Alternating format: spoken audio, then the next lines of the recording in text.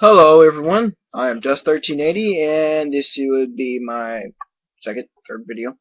And I will now show you a review of my warrior deck.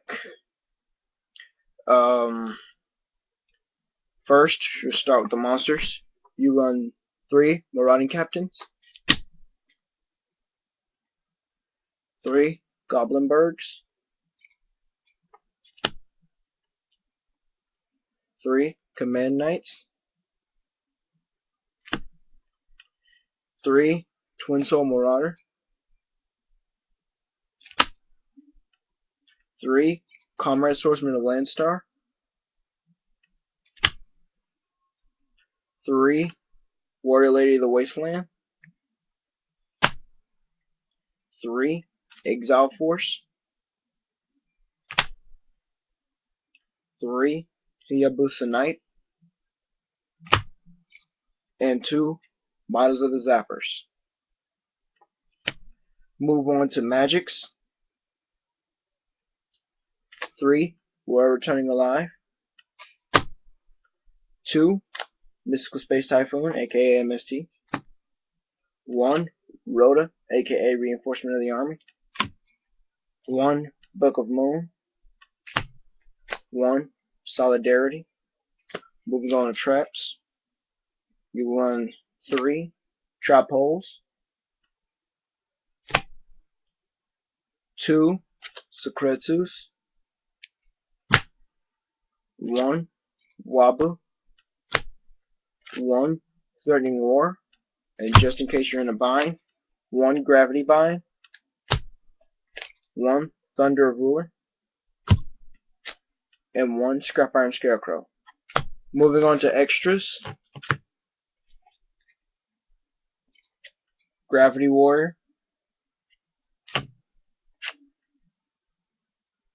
Gaia knight, force of the earth, black rose dragon, colossal fighter, your main key to this deck. That's the synchros. Moving on to exceeds, photon, pallipapative, and 3 utopias. Now, if you want to add anything to this deck, I would recommend you add one more Models of the Zapper and at least Leviathan Dragon for your exceeds, just for the rank 3s. If you want it to be based off of exceeding, it's pretty good and pretty fast. If you want to base it off of synchron, you might have a little problem because out of this entire deck, it's only 3 synchros. Most of your defenses are pretty good. This defenses is what this deck mostly runs off of, so you might want to rely off those. Solidarity is very good until you get to exceeding and synchron, because if it's not a warrior, solidarity is like. And Book of Moon, it's just last minute saving, and you can use, just in case if you exceed for a full. If you want to also use another exceed, use Photon Pallipapative, and you can use its effect, book one of your opponent's monsters, and if it's like a little bit over your monster, all you gotta do, pitch a material, flip it, it loses 600 attack. Um, it's pretty much it for this deck. Most of the deck is pretty much self-explanatory. If you know the effects, Goblinberg, special summoning, Marauding Captain. Marauding Captain is also special summoning and it's a lockup if you have, 2 Marauding Captains on the field. And it gets even worse if you have 2 Marauding Captains along with 2 Command Knights. Command Knight cannot be targeted as long as you have another warrior type, I believe. As long as you have another monster on your side of the field, it can't be selected as an attack target. And Marauding Captain is bad enough because it's the only card you can attack, and if it's 2 of them, you can't attack either one. 2 Marauding Captains and 2 Command Knights is like the ultimate lockup because you can't attack nothing. You have to kill something by effect. Um, Warrior Lady of the Wasteland is to get a hold to, any warriors that you technically want to get to. Manaza and Huyabasa Knight is for Synchron, and it's for rank 3s, and it's also for if you don't want to do any of that, attack your opponent twice. Then, Exile Force, you can kill any monster, whether it's face down or face up. You can kill it. That's the good thing about Exile Force. Comrade Swordsman and Command Knight beefs up your warrior monsters. Command Knight is 400 for all warrior type monsters on the field.